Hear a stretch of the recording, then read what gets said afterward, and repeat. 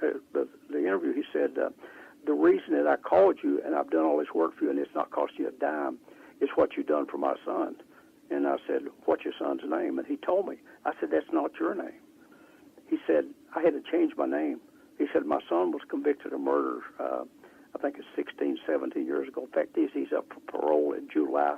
I wrote a letter to the parole board, and they told me, he's read 500 books since he's been there. He's wrote religious songs. He's got a religious band, and he can't wait to get out. And his dad says, guess what's his first trip? He wants to come to Wise, Virginia to meet Don Green. He said, you've been sending my son books for years. And he said it's had a tremendous influence on John. It's had a tremendous influence on me. And he says, it's my way of thinking. But I did it with no intentions whatsoever, other than a guy from prison writes me and says, do we have some reading material that we can give him? And there's not a week goes by, almost never a day goes by, that someone will say, I don't have the money, I'm incarcerated. You know, they can always tell because they return envelopes got their prison number on it, which they have to get the thing. And some of them require a letter from the superintendent or the librarian or somebody in the prison before they can receive mail and so forth, or at least they have to recognize it. And so sometimes I send them a little book, Your Greatest Power, which is a part of Choose, 96 pages long, sold more than 1 million copies. And it's a God-given right that we was given, that we have freedom to choose. Get up this morning, you can wear your shoes, you can go barefooted, you can smoke a cigarette, or, you can eat cereal. You can go to work, or you can lay there and whatever. But in the end, those choices we make, which we make freely, those choices we make become habits, and those habits make us who we are. And it doesn't matter whether they're good habits or bad habits.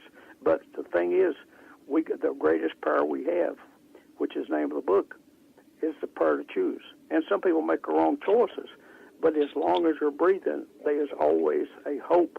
And sometimes they just need a little bit of encouragement or recognize it. But they stories after stories after stories, similar to that one. One guy played in the NBA 14 years, making millions, played with Michael Jordan, he played with Kobe Bryant. And he contacted me, and he went to prison, and 6'11", and he changed his life around with speaking and whatever. And he said he read our books when he's 2 years he's serving in prison for possession, I think, 80 or 90 pounds of marijuana, which he said belonged to a friend. But he turned his life around, and he came here and spoke to the kids. It was absolutely unbelievable. They were just thrilled to death with him, and he met with them after it and signed autographs. And I've got, if you visit my office, you'll see a jersey back there with his shoes autographed, a new pair of shoes, size 22. So we know we talk to a lot of people. A lot of them we hear from, a lot of them we don't. Don, I gotta interrupt you. We got about a minute to go here, and I just want to say a couple things. Please tell Anita I said hello. She is just so wonderful. Anita is Don's executive secretary there, and she is just the sweetest person I've ever met. Don, it's been just for me, not just a kind of an interview. This show is not what this is all about. What it's all about is reaching people and trying to help people have a better life. And I just want to thank you for sharing what you did today. And I'm going to invite you as soon as we can. I want to talk about the mastermind group and going the extra mile. The next time I get you on, let's do this as the next part, maybe the next part of like 3 or 4 or however many we can do.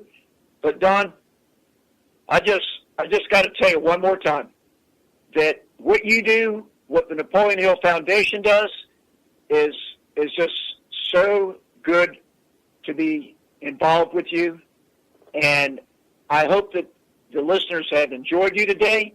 And we're going to have you back as soon as possible. And we got one last thing I want to say to you, Don, is I just wish you good health and God bless you, and just be thankful for every day, just like you said, and it's a pleasure to be your friend. Well, Steve, I love doing it, and I love your time you give me. As I said, my life is the cards right in front of on my desk. It's a life of passion with gratitude. Thank you, Don. Don, we'll see you soon. Thank you. You're welcome.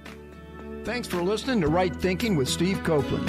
I look forward to being with you again next week. And remember, don't quit, plan ahead, it will get better. God bless you and have a great week.